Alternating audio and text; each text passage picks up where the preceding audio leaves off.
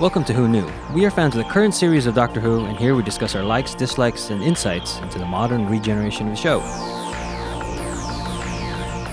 Subscribe, review, and listen to us on iTunes or our YouTube channel, youtube.com/WhoKnewPodcast. All our episodes are on WhoKnewPodcast.com. You can leave comments there or email us at WhoKnewPodcast@gmail.com. We also have an Instagram and Twitter account. Tweet at us at WhoKnewPodcast. And find us on Facebook.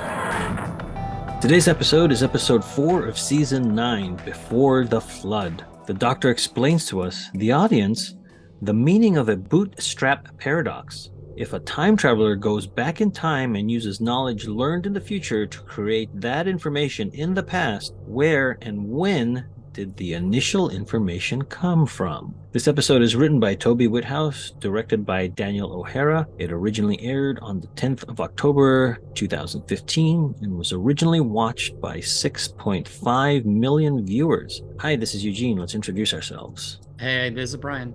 Ahoy. Hi, this is Frank. Hello, this is Auburn. The Doctor. Before you do that, just looking at the air date, October 10th, 2015, we're catching up to ourselves. Our first podcast was in March 2016. Yeah. Ooh. So that means we recorded in October of 2015. Yeah. So this was pretty much concurrent from when we started. That's crazy to think that. I don't even put those two together. Yeah, because I was like, we started in Capaldi, didn't we? So I looked it up. Wow. So this is why Albert hasn't watched them, because we were doing our podcast. Yeah, I was getting enough Doctor Who, yeah.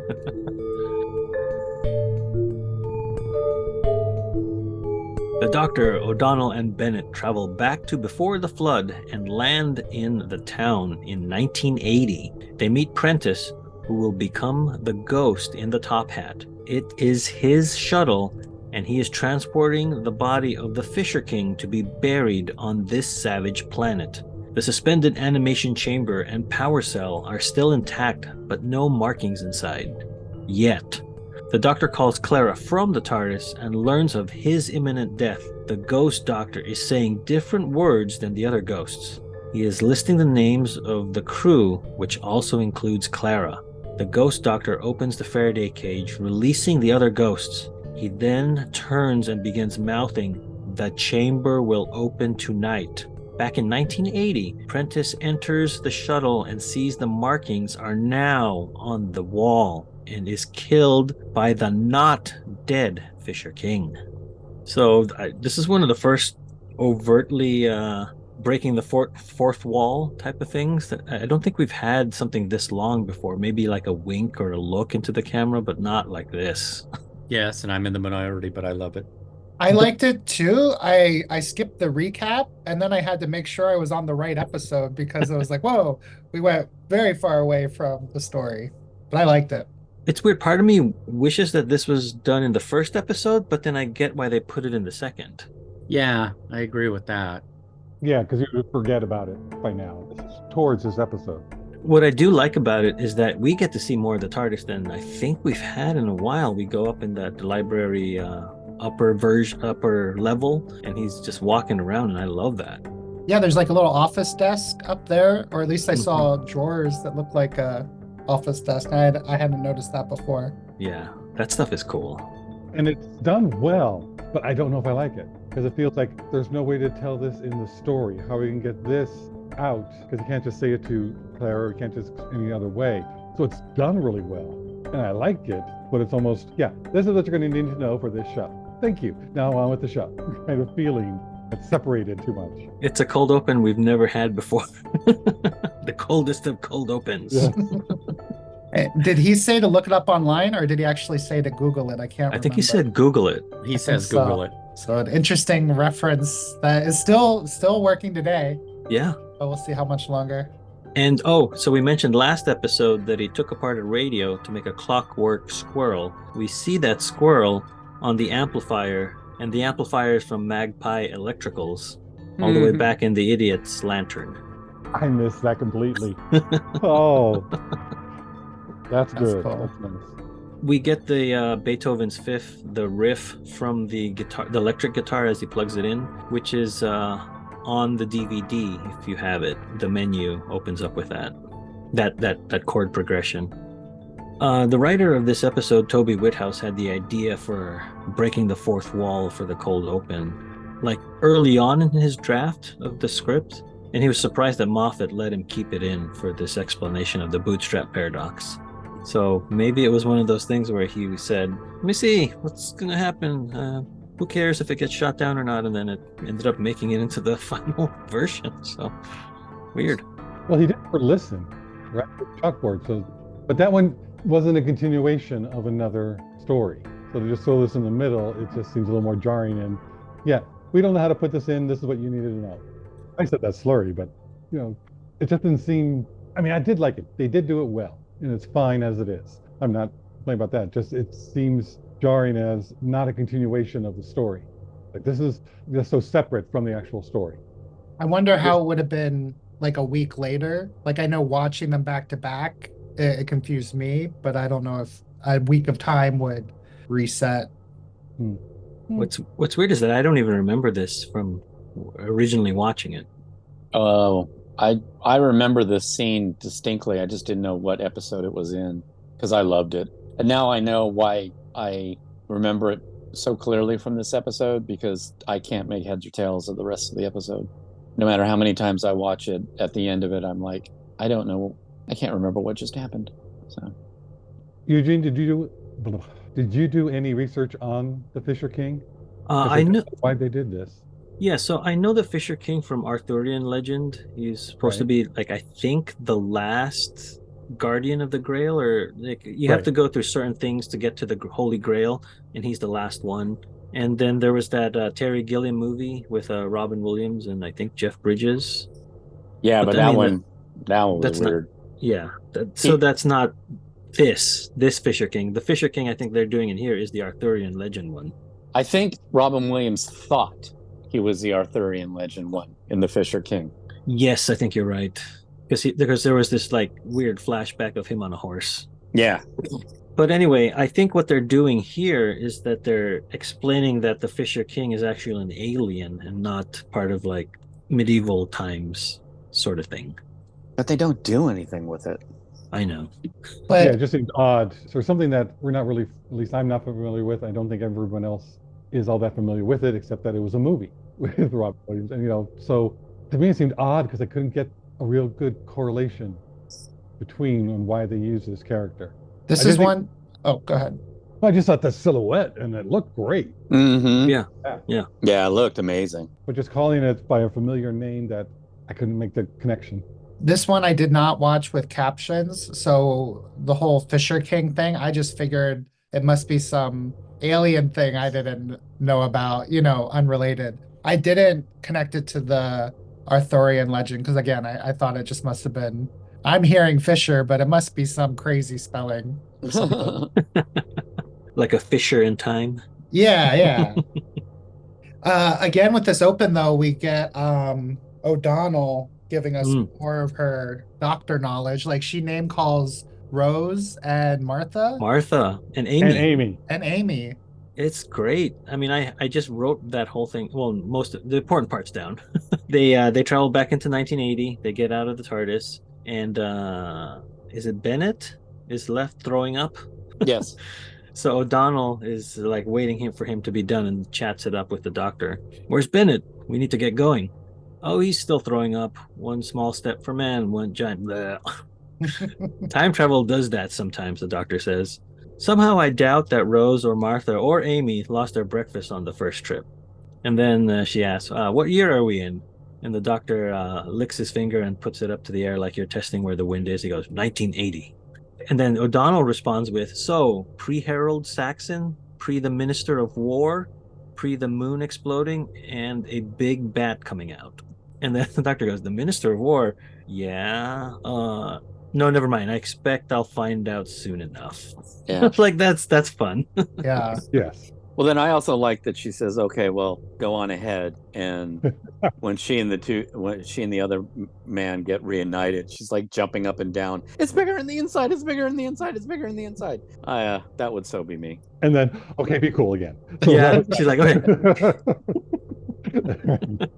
So yeah, she's doing what you said, Alburn. She's the Osgood Proxy. the fan. Yeah. Yeah. And I like it. I mean, I like it because she's all of us, Yeah. so it's good. Yeah, just awkward. But I guess it makes sense. Like we're already broken the fourth wall, and she's kind of already given us the character of she is a fan of the Doctor. Hmm. But it just, it just comes out of place a little bit with her. But I like it. I mean, I really like her as a character. Oh, yeah. And then when we go back to the present, quote unquote, with Clara on the sea base, she is she's essentially the doctor to them now because the doctor is not with this group of people, Yeah. Cass and Lund. So I like what Lund does, and it feels very much like a Rose type of situation, but it's coming from Lund and not from Clara, where he says, you've been here before in situations like this. She goes, yeah, not exactly like, but yeah, once or twice. And then he goes, so you've had to deal with people who are scared. What would you say to them? I'm asking what I should say to you. And then she says, that will be all right, that the doctor will save us. And when you say it, do you believe it? I was like, that's really good right there. Mm-hmm. And also the Yeah. music that was playing, Clara's theme, but it was playing sad, melancholy. It worked so well together. Yeah. Oh, and I forgot to mention this in last episode, but they used that beginning portion of the 12th Doctor's theme for the exciting parts, and I think Yeah. it works really well. Because they don't go too far. No. Yeah. So yeah, that was an unexpected nice moment between Clara and Lun. And it But also, one thing I noticed was she's going to be playing the Doctor. We've seen that before when they get separated, they take on that role. But there's nothing to do. It's like they're just all sitting there waiting, So that was really odd going, okay, she's going to take over the Doctor's part, and there's nothing to do. So she's just sitting there. So they could have this nice, quiet moment. So I think that worked really well. It just, she must be going a little bit crazy because she needs something to distract her, something to do. Yeah. Should I wait? Because I have a reply to that. Go for it. Go ahead, go for it. You're right. There's nothing to do, but Cass is saying, let's leave. No, you can't go out there. Let's leave. You can't go out there. She's like, I've been where you are feeling this way, but we shouldn't go out there. And then Claire's like, well, all right, let's go. But we just have to stay together, right? So she's being extremely doctorish. And then they walk out into the corridor, and eventually Cass leaves. And Clara's just standing in the corridor all by herself. And I think she says something like, I don't believe it. But I really wanted her to say, every single time. I thought that would have been a really good punchline to that whole setup. So it's like, Right. They really didn't have much to do. But on one hand, I could see that definitely being a conversation when you don't have much to do. And then just to have that punchline at the end, every single time, just as a fun little Doctor callback. That I would thought- have been good. I Because thought she did that say, one. I'm an idiot. Yeah. Oh, that's later. Yeah. Yeah. That's the one. I'll bring that up because it leads up to a very good scene. we've been discussing Claire is kind of taking the Doctor role without the Doctor there, but it was then Cass who noticed the Ghost Doctor was saying different things than the other ghosts. So I also agree with you, Eugene. Like we get Loon doing the like emotional companioning, and then we have Cass doing like the more doctory, like noticing, observing what's happening. Yeah. So Claire is like kind of slipping in her job here. It's true. It's almost as if she's just there, kind of not observing, but like coming along for the ride where the other people are doing the work. Mhm. Yeah. Can we bring up the tear in the coat at this point? Yeah. That's Okay, later. She says everything's the same except there's a tear in your coat. Okay, so Allburn, to that, Clara notices the tear in the coat, and I think that's super Oh, smart that's true. That's true. because the doctor's like, "There's a ghost of me," and he's thinking, "I'm already dead, so it's already pre-written, predestined." And now he's thinking, like, what can I do to help Clara? As we find out later. So I think it's very smart that she's describing what she's seeing, and then the tear in the coat. I thought that was great, and then when it pays off, Mhm. When the Capaldi's reaction to dying, he just goes through so much, and he leans over the console. Well, I mean, he looks over the banister and then he leans over the console, trying to convince Clara, this has to happen, this has to happen. But then at one point, he says to O'Donnell and Bennett, "Oh, this regeneration stuff, it's a bit tricky." And then he goes, "This version was a bit of a clinical error anyway." He says clerical because I put on the Clerical? subtitles. Is it clerical error? Oh, because he's extra. Yeah. Yeah. Oh, that's even funnier. So it's weird, like what Capaldi's doing is great because I like that every doctor knows that there's going to be an end to this version of himself or herself, and then there will be a death and then a regeneration, and then the character will continue. So he already knows that. And Clara kind of knows that. But what I don't like about this scene is that Clara says, "You could not with me, die with whoever comes after me." And I really don't like that line. Very selfish. And I think that's what we pointed out we don't like about her. Yeah. And she also said, "If you love me, you wouldn't do that."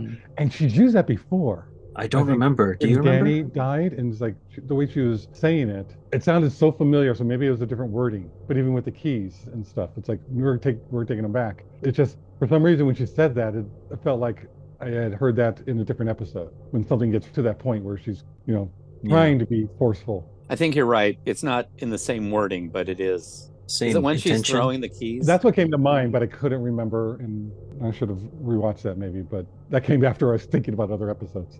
But it's one of those things. I get it. This is your friend. You don't want your friend to die, but you've been through a regeneration before. It just felt really out of.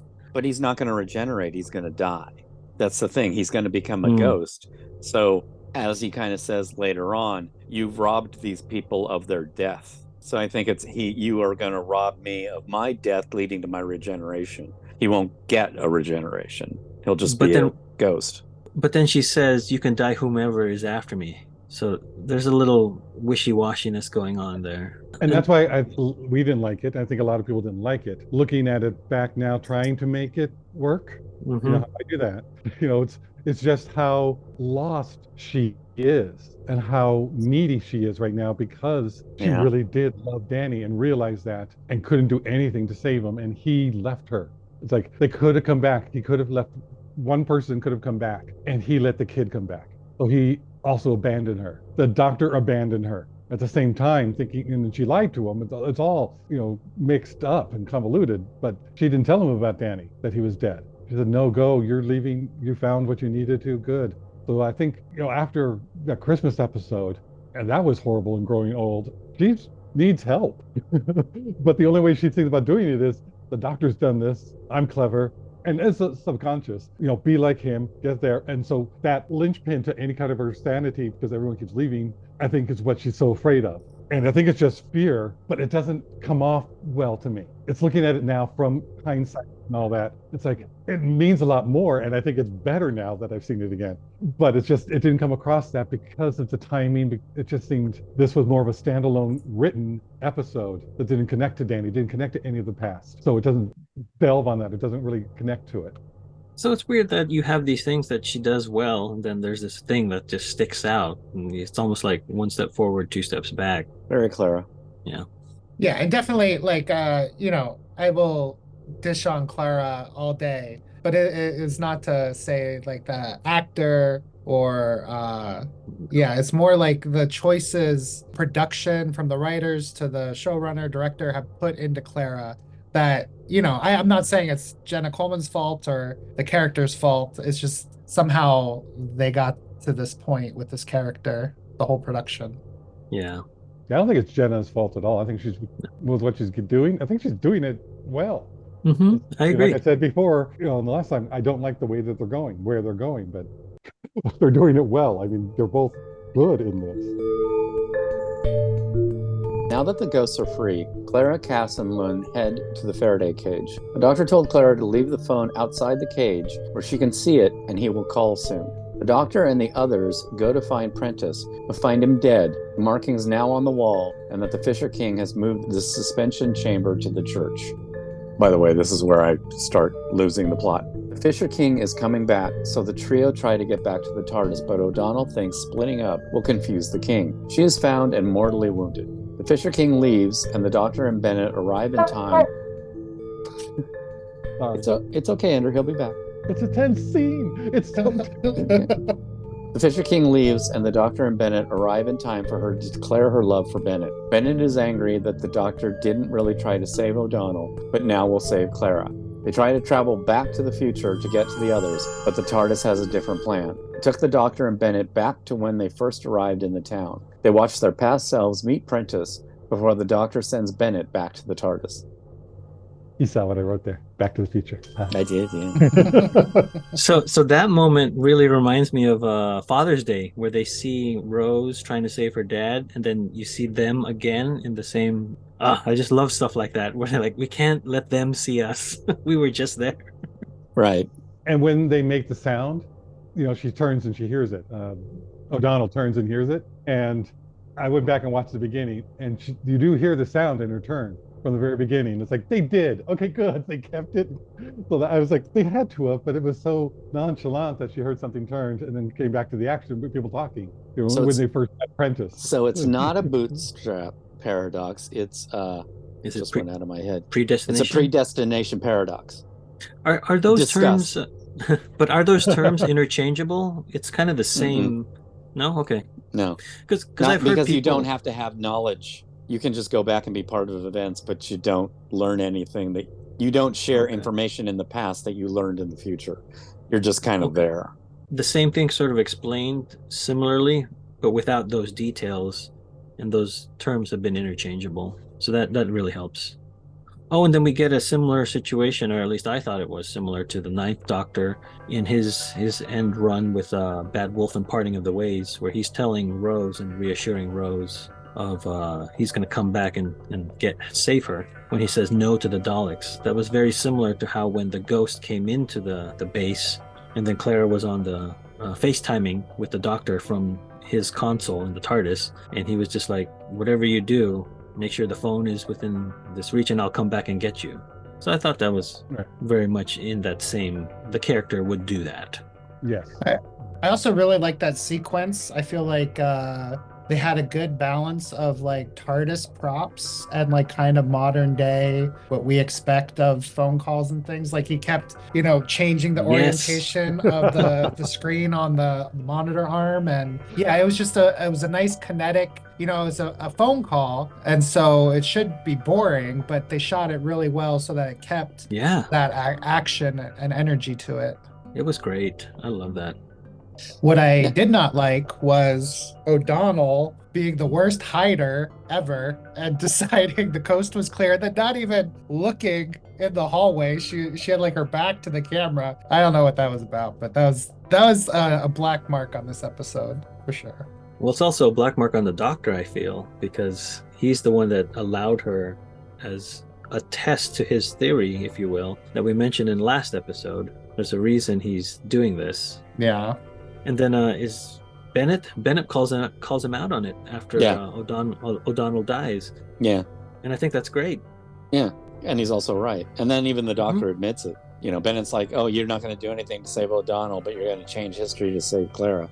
And, he hems and haws, but later on he does say, I'm doing all of this to save Clara. And that sort of confrontation with what the Doctor is doing, that's what I wanted from Into the Dalek, I think.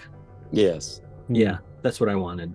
So again, I knew this was coming, but I didn't want to ruin it by talking about it back then. I agree with Oliver in that. I think they could have written it so much better. The reason they had to separate. It just seemed, I'm going this way, you keep running that way.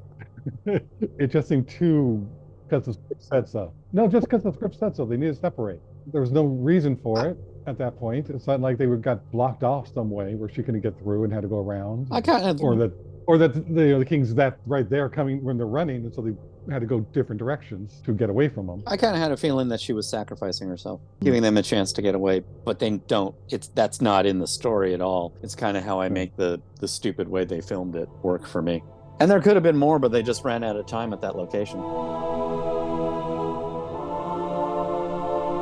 O'Donnell's ghost shows up on the ship and takes the phone from where Clara can see it. Clara realizes that since Lund never saw the markings, the ghosts won't have reason to kill him. She sends him out to find the phone. After waiting, Cass and Clara leave the safety of the Faraday cage to find Lund trapped in the galley. They all escape the ghosts and are chased to the hangar bay with the shuttle and the suspended animation chamber.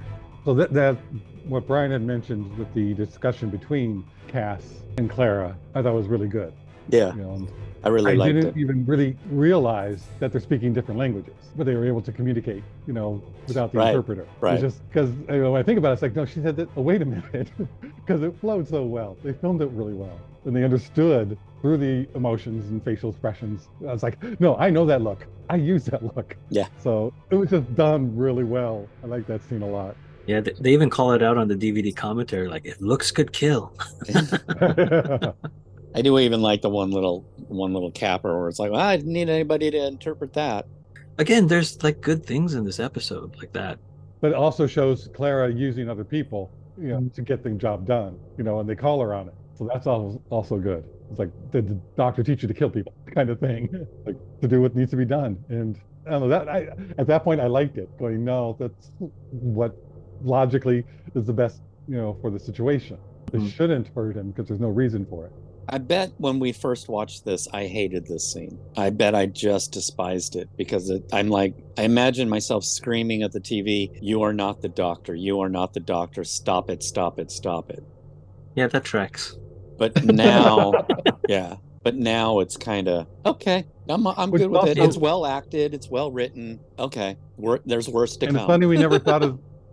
Sorry, I cut you off, I think. Or I said Albert, there's you can get his, right? there's worse to come.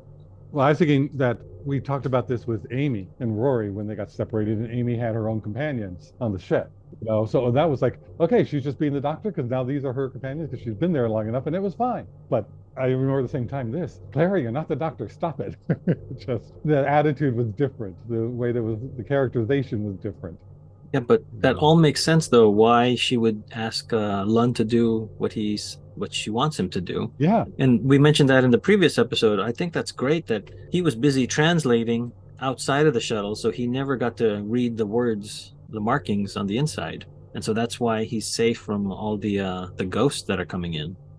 And that's just Cass trying to protect him and said, no, don't go in there. Yeah, it's great. Oh, we forgot to mention when the doctor gets up from hiding, from observing the previous versions of themselves interacting with the apprentice and the shuttle, he notices the tear in his coat. Yeah. And the look that Capaldi gives is great. It's kind of resigned, isn't it? Yeah, he's there like, it is. Oh, it's too soon. And he got that when he jumped Away? the guy. When he jumped Bennett. the guy. When he jumped Bennett to pull Bennett down. Isn't that where the coat tore there? Yeah, that's what I'm thinking. Yeah, But also- and he showed it. And at the time it was, I don't have a plan yet. This is too soon. You can just see, I have no idea what I'm going to do. So I like that of the doctor not knowing, not having the plan at that point. At least that's how it came off to me. But I also saw it as maybe there's nothing I can do. Like, oh, this is happening way, like you said, way faster than I can think of. So there really isn't anything I can do. I think it's too soon means I don't care if I die, I have to save Clara first. I have to have the time to save Clara. Either that or he's like, I thought I had more time. Because he's jumping in a time machine. Do you think he had a plan then? Because maybe he had the plan, he just hasn't been able to carry it out. Now he knows that he has to do it quickly. I don't think But so. to me, it looked like he didn't seem like he had that plan set yet. Yeah, I agree with you. Yeah, well, maybe Okay. that's why he was a quote unquote willing to sacrifice Bennett. Oh no, O'Donnell Oh, O'Donnell. to because he was trying to buy time. Or yeah, you don't know. I don't know. It could go either Well, way. I think can go- especially that the TARDIS wasn't letting him leave that spot. Like that was the plan, right? Like he was gonna leave and go back to Clara, Yeah, Clara and the other. but like so the TARDIS is out. That's like his big Deus Ex Machina. So yeah, he's probably out of plans at that point. So his dead self, the ghost, were saying those names in a certain pattern. And the beginning part, everyone died. O'Donnell's the next one. So he told her to stay in the TARDIS, but he needs to know if that's the correct pattern. He's testing that. So what Bennett was saying was correct. You're testing your theory by someone's life. But what's funny is that she refused to stay in the TARDIS. But also he didn't put up much of a fight to keep her there. Exactly. Yeah, there wasn't much of a fight So because he doesn't say everything Bennett said was right. It's like you sacrificed her. Yeah, I mean, why didn't he say that list is who the order of people die and you are next? He doesn't give her that information to allow her then to make her own informed choice. And the reason is because he wants to save Clara. Yeah. He wants to see how it happens. Yeah. But it reminded me of Into the Dalek, where they were talking that he didn't save the soldier. It was like, he's already dead. We're trying to find out other information as to how to save the rest of us. But she wasn't in that position yet, but she needed to be for him to figure something out. Though he let it happen. It was just like, oh, you didn't have to. But I'm not angry at him because it's the Doctor. And it's like, that's always been part of who he is. You've seen it with other incarnations of the Doctor. At one point it's like, no, this is good for everybody. I mean, Tennant killing all of the Rachnos, Donna's there to stop him from going too far. So it has happened with the other Doctors at times. This isn't the part with the axe yet, right? And Cass? Yeah. This is it. Or is it? Because this is it, yeah. So that's when she's alone. That's after Cass being alone and then starts running and runs into Clara. She escapes from the axe and grabs Clara and they go into the hangar bay. I love how she clasps Clara's hand and runs off because it's usually the other way around. Yeah, that scene is great to show you, and it's very horror genre-y. It's just this unwilling victim, unaware of the impending doom behind them. But it's done so well because she can't hear the axe dragging because she's deaf. But then something clues her in to bend down so she can feel the vibrations. Yeah. And then in the commentary, they said they were inspired by the Daredevil comic books and the way they did like echolocation. And she was the one in the previous episode who mentioned Cabin in the Woods, or was that somebody else? Right. Yeah. Yes. She knows the rules. Like she's walking along long enough. Because that's about time something attacked me. Yeah. So her echolocation was her horror knowledge coming into play. But yeah, that I like that because it when they cut back between no sound and then the dragging, it's like that's just great to ramp up that tension. It's great. Mm-hmm. It was also interesting that it wasn't total silence. It was the hum of the ship that you just felt the vibration. So that was, I think, why they did that. She could feel the ship. She knows it's there. That's the hum. I loved going back and forth with the sound. Yeah. And then this is the part where Clara is separated from her, and Clara is whispering, "Gas." Right. She's like, oh, if she can't hear me, I'm an idiot. Yeah. And that was such a nice moment of levity. Again, what horror does is that they do high moments of tension with some brief moments of levity. I forgot that's why she said it, because I mean we heard it a different way in that of course they're going to separate from me because they always do. I'm an idiot. Should have kept a better watch out for Cass. But I forgot that it was really because I'm trying to call somebody who can't hear me. I know we've already had seen O'Donnell back on the ship, but even with the time paradox, I'm not sure I agree with the idea that when she died in the 1980, her ghost would appear in 2090 or 2199, wherever they are in the future. Yeah, I agree. But it's okay. It's a show. Yeah. Yeah, she should have been there the whole time, but you understand why. It's just for the wording of the show, because even Prentice, was there, and it's like, well, he didn't die yet in this. Right. Mm-hmm. So again, it's that style over substance. We want that horror creep factor. And Alburn, you bringing that up reminds me of Looper, and that's one of my problems with Looper is how when the guy is getting his limbs aren't working anymore, it's happening in real time. Yeah. So whatever. Yeah, I mean, we don't know what it would actually be like in a time paradox, but right. That's kind of the Back to the Future model, right? Like stuff was happening and the picture was changing. But it was just the picture, so that works for me instead of like a sentient thing, Mm-hmm. I like having this my own little theory of time travel, which is if you're in the present and you go back in time and stay there for an hour and then go back to the present, you're going to show up an hour later. It's like a duration thing that I kind of like.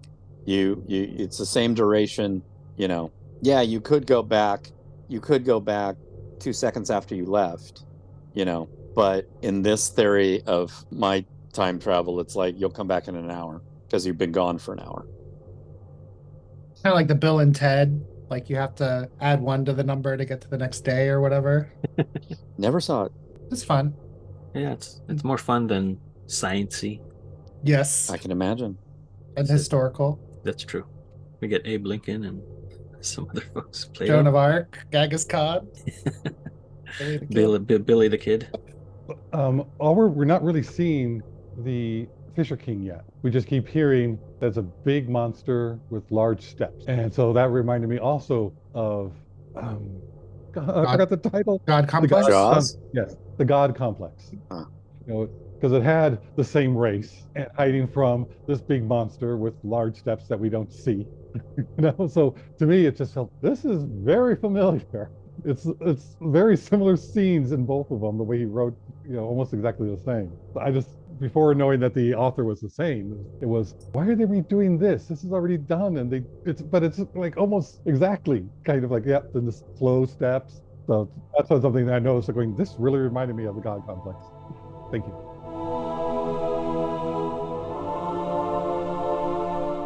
The Doctor faces off with the Fisher King. The Fisher King will kill as many as he needs to send the signal that will bring his armada to the planet and awake him from the suspension chamber. The Doctor decides that a changed future is better than no future at all. He tells the Fisher King that he destroyed the markings so no one will read them. No ghost transmitter, no armada coming to save him. The Fisher King pushes the Doctor aside and goes to the shuttle to replace the markings. He sees that the markings are still there, but the power cell is not. The Doctor placed the power cell at the base of the dam to destroy it and submerge the town. Boom. Is this also where the Doctor sends Bennett back in the TARDIS with the? So I thought that was cool that they used the emergency hologram like they normally do. But it's Capaldi from his first season with the shorter hair and the button-up shirt instead of the hoodie. So I thought that was really nice. Yeah, but we had no idea what the Doctor was doing when he goes to meet him. It's like how much time actually passed from when the last saw him, where he didn't seem like he had the idea, to already completing the idea. It's all done. He just has to, now set the trap. I did like this connection with the power cell blowing up the dam, why everything's flooded. Like that all worked, but I think Brian or Frank, yes, I agree that the Fisher King's plan is ambiguous, is like unknowable at this point. Maybe you can help me understand that later or now. I don't think we do. Okay. No, I'm at this point, I'm totally like, I don't know what the hell's going on. Every single time I watch this episode, I just kind of go with it. Trying to go for the story, they conquered the Prentice people. I can't remember their race name right now. Tibolian. Thanks.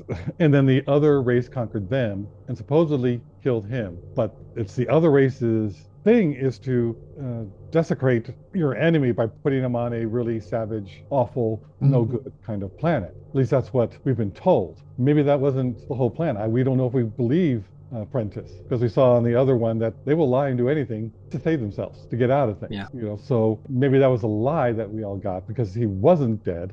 But maybe he didn't know that he would get up. Maybe he thought he would be still alive. So it's weird because the Fisher King said, no, it's almost like he's making that whole plan as he's going along. So I don't think he really for it. Yeah. No. But even when he's saying it, it's like, well, how many ghosts do I have? How does this? And so it's like the Doctor's giving him that information that he is now going to put into plan to cause what has actually happened. Because I don't think he had a plan before. But he had to have something because he wrote the signal. The parts that I'm sort of clear on is that he puts the markings so that people who see it have their brains recoded. Mm-hmm. And then the point of that is to make them susceptible to the ghost attacks. To become ghosts. No, the point of that is that's the transmission of the sequence. Yeah. When they die, they are going to enhance the beacon. So the point of the things is to get help. He's radioing for help from his armada. If the more people he kills, then they're stronger and they'll get here quicker. So he needs more ghosts to make the signal stronger. Right. Mm-hmm. Which is why Dunn is not killed at all. Because I was thinking, well, okay, he hasn't seen the words. just kill him anyway. What do you care? But the ghost knows that if I kill him now, he won't become a transmitter. So I'll just let him walk around and kill him later. Again, very weird. It's not explained that clearly. Yeah, it's just hard when it is, the whole episode is really, or these two episodes are like well connected, like they planted seeds and paid them off. And then for like the main, Payoff, I um, guess. yeah, like your main Pandora's box or MacGuffin, like this whole ship that like started it all is, yeah, the explanation for that's just so weak. It's too bad. Because the episode is really strong otherwise, but then this thing just kind of it's like that curveball at the end of Sunshine, Yeah, where it's the like third act. this movie just became something else. Yeah, Yeah. yeah. So yeah, I like the Trying to first get it in. episode a lot more. I do like that the plan that works is the doctor lying to the Fisher King. And I think even the Fisher King, like when he sees it, he's like Time Lord or the Time Lord lied or Yeah. Time Lord's lied. Like, yeah. Yeah, that was nice when he said you as Time Lord suddenly became warriors. Yeah, you left everything alone and then you went crazy with war. It's like, wow.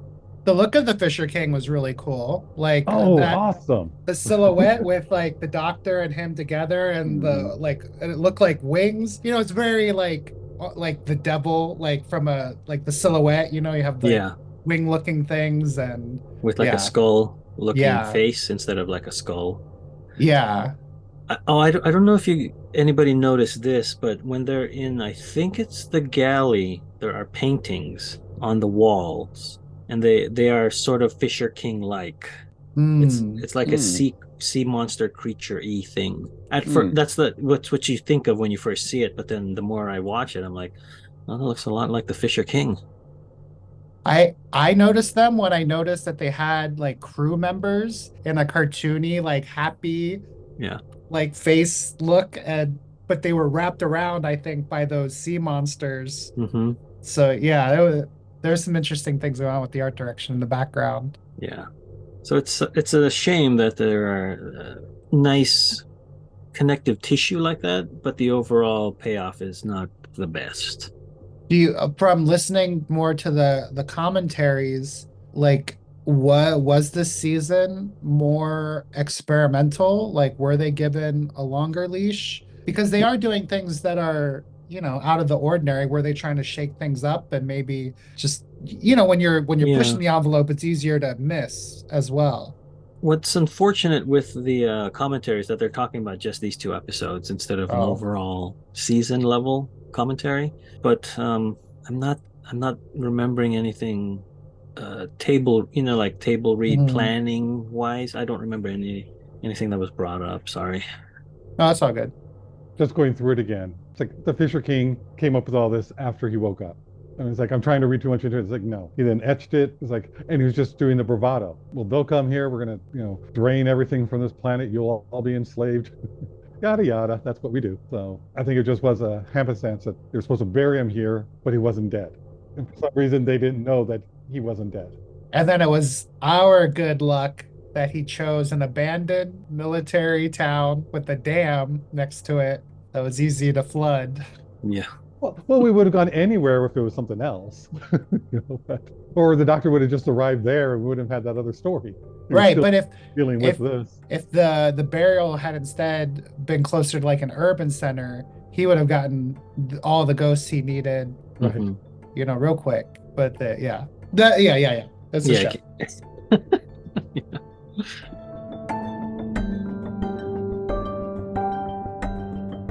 In the hangar, the suspension chamber opens and out pops the doctor. He places his sonic sunglasses in the controls of the base, and we hear the Fisher King calling the ghosts. They follow the call to the Faraday cage where the ghost doctor is producing the sound. The cage closes behind them, which cuts off the hologram of the ghost doctor. He then uses the sonic sunglasses to remove the coordinates from the memory of the remaining crew and Clara. Bennett realizes all the time he wasted not telling O'Donnell his feelings for her, instructs Lund to tell Cass he loves her. Unit will come and rescue Bennett, Cass, and Lund, and also take the Faraday cage far enough away from Earth so the ghost will fade away. In the TARDIS, the Doctor tells Clara that the only reason he made his hologram say those things is because the hologram had already said those things because he told it what to say. A classic bootstrap paradox. Where did the idea to send himself the clues which saved himself and killed the Fisher King originate? We may never know. I believe it came from Toby Whithouse.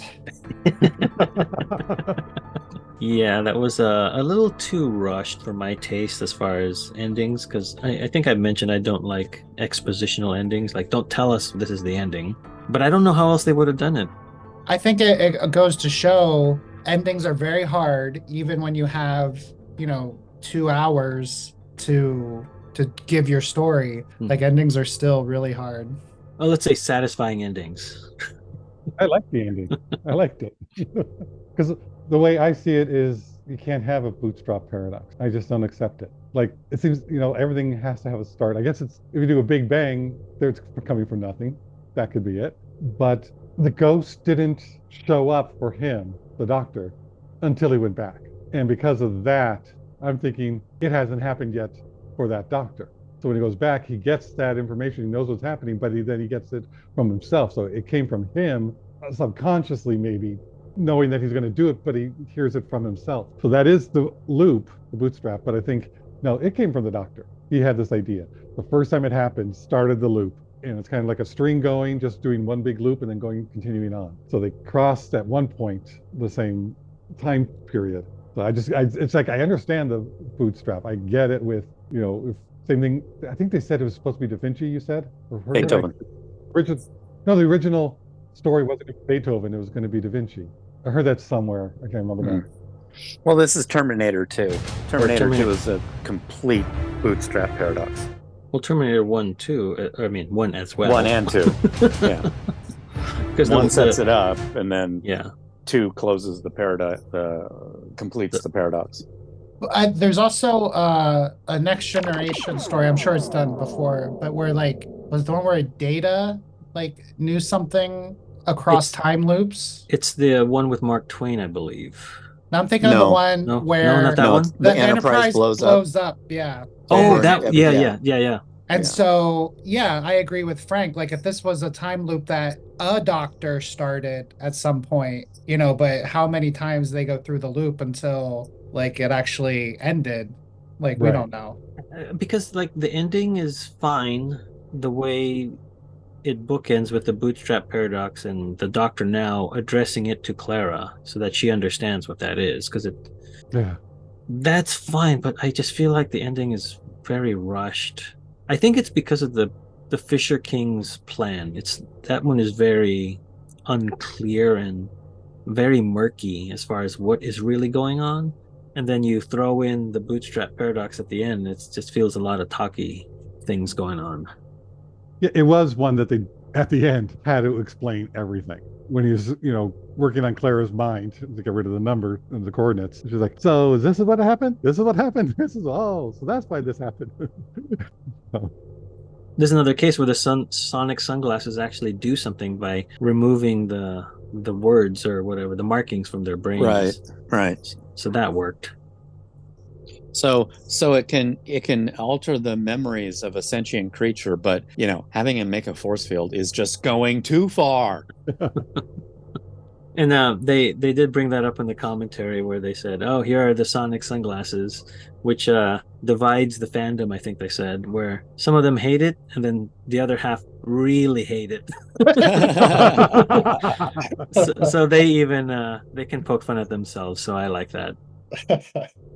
I do like time travel stories, where they go back and things happen that way because of what they did and they were meant to do. So it's like he didn't change anything, because the Fisher King was never around. It's like he was always in that box, but we just thought differently. He didn't die. He made it look like he died, to play off of that and get the other ghosts and get things in line so everything can work out. That's one thing with those that you see premonition stories and all that. I love when they can twist it, especially when I didn't see it coming. It's not like I'm being fooled. It's just, that was good. You did get me. You did get me. It wasn't trying to get through the gotcha, but it's like, hey, that was really fun because you just don't see it. But having it where, no, you're going back in time to do something that you are destined to do because you have to. You've already done it. You're part of it. You're not changing it. I love the first episode. That I remember more than the second episode. And I can't think of what I would improve or what I would like to have them improve or change that would make the second episode as strong, in my opinion, while watching it this week. So, watching it this morning because this was a rush to do 2 episodes. So maybe that's why I don't have an answer of what I would want to change. Because normally I have like, oh, if they did this or they changed that, this would sit better with me overall. And I haven't had time to think about that. So maybe that's my face that I'm making. I bet you at some point they had written the entire episode and there was discussions in the writer's room of, wait, do we have to explain what bootstrap paradox is? Boy, that's really going to slow down this end in the TARDIS. It's really going to make it's just not going to make sense. Oh, I know. He'll talk to the camera at the beginning of the episode. Which Get that out of the way. But it didn't interrupt anything. It was right at the beginning of the episode. So, and honestly, I liked it, but if they took that whole thing out and took out the name of the bootstrap paradox and still did the same thing, him going, where did that knowledge come from? And she'd still be shocked. We just don't have the proper name of bootstrap paradox rather than just a paradox. If we didn't learn that term, that would have taken out the few minutes at the beginning and stuff. So I'm glad they did because I know what it is and I understand what it is. But was it really needed for the actual story of the show to have the wording in it? It would have made a nice Easter egg. Like if, at the end, instead of explaining it, like working it into dialogue, and then we'd be like, oh, he said bootstrap, and actually this whole episode was an example of a bootstrap paradox. But yeah, I think I would have liked that main title or the cold open more on the first episode. And that might have been like too much, to prime us for what we're going to see. But that might have also helped then kind of mark like, oh, okay, so what's happening here? That, might be important later, especially with these being 2-parters. You have to like remember stuff for a whole week to get it. Yeah. I mean, like the hologram with Clara. Didn't even occur to me that he'd use it again. And then he did with his ghost. It's like, oh, cool. Yeah, lots of cool stuff that I think, especially after, hearing you guys point out more of the connections. Like, I think it is really strong 2 episodes. But yeah, it's those few misses that you end up remembering more because like they're kind of big misses, in my opinion. Yeah. In the past, when we've done 2 episodes, usually everything just gets rectified in the first 5 minutes of the second episode, and then they kind of change the direction. This isn't, and I don't think any of them really from this season are 2 separate episodes. They are one long episode that the same thing's going to continue through them, the same storyline, because nothing really was satisfied when we got back. It's still left. The doctor's going to die. There's no way out of this. We're now separated. And what are we going to do? So, and that was the whole second episode, was how to get through that. So I thought that was something that was really nice, that they really are tied together, more cohesive than a lot of the other ones in the past. These are definitely like 2 episodes that are one, as far as like we're stuck in the same location. Sort of. Yeah, well, they did enough where you didn't feel it, that it was, oh, we're going somewhere else and changing everything. They went back to the others on the spaceship enough that it still tied in really well with the previous. It was the same location too. Well, yeah. That's true. But not really. But yeah. Oh, climate change. Yeah, I well, no, I guess the dam was what happened, not necessarily climate change. I'm just thinking that finally the doctor learned from Ace. Place the bomb there. Get the C4 going. Yeah, that would have been funny to see him like get the whole plan together and then have that leftover energy cell. They'd be like, now what is this for? And then like focus or a whip focus to the dam. Oh, like read on the side of the canister, Nitro 9. Oh! Yeah, that would have been a good Easter egg. It should have been a Nitro 9, only good until 1980. So that Scotland base that is supposed to be a Russian sort of training ground is the Carwent training area. It's a British military installation in Wales. I think it's north of Wales. And so they digitally added those hills to make it look like a valley with the dam and all that. Oh, okay. Those hills are taken from the Isle of Skye, and the second largest island in Scotland. Cool. So I think that's cool. That I mean, it looks good compositing and Yeah. Right. like matte, if you will. So I was like, that's a real place. That's pretty nice. Um, a lot of the special effects I thought were really good. I thought the base looked really good. The one that I didn't, but I think they did an okay job with for most of it, but every once in a while the scenes did not look good, was the water flooding the base. Oh, that looked really fake. Yeah. I mean, sometimes it was, I think the way they did it was brilliant. You know that it wasn't big, huge, but the camera was so close to the ground showing the water go. So that part's being flooded. Another one. So they did close ups of it, which was really good. And then sometimes just when it was more farther away and they tried to splash the water towards the camera, it just like, okay, that's not good. I get the idea before because that's smart doing the way you did it because you couldn't tell the size of it. So you didn't look wrong. I think it also helps with the frame rate. They probably figured out a good frame rate to shoot it at, so it looks bigger. Because like if you watch the old Thunderbirds show, they shot it at normal frame rates, and it looks like a model. But then if you do something different, it gives it more weight. Mm.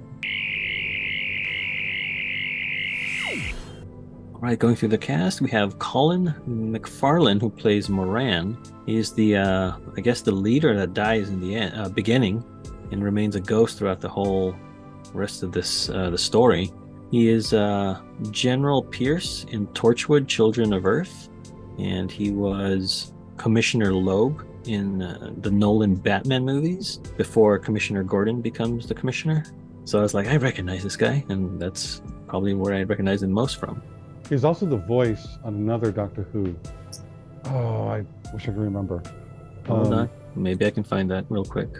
Oh, he's the voice of the Heavenly Hosts on Voyage of the Damned. Damn, that's it. Okay. We mentioned Sophie Stone, who plays Cass. She is deaf in real life. She played Princess Alice in The Crown, and she was the first deaf student to win a place at the drama school at the Royal Academy of Dramatic Arts. So good on her. Zaki Ishmael plays Lun. Doctor Who is his first acting credit. He is of Indian descent and knows British Sign Language because his sister is deaf. Morven Christie plays O'Donnell. She's from Glasgow, Scotland. Arshur Ali plays Bennett. He is of Pakistani descent.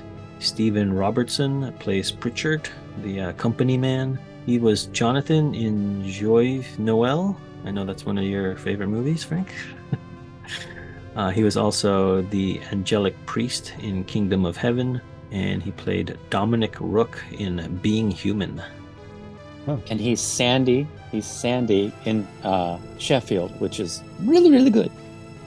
Paul Kaye plays Prentice. He was Thoros of Myre in Game of Thrones. He was that red priest of the Lord of the Light, or Lord of Light, and fought in the Greyjoy Rebellion. Really? Yeah, he was one of the leading members of the Brotherhood Without Banners. Wow. Okay.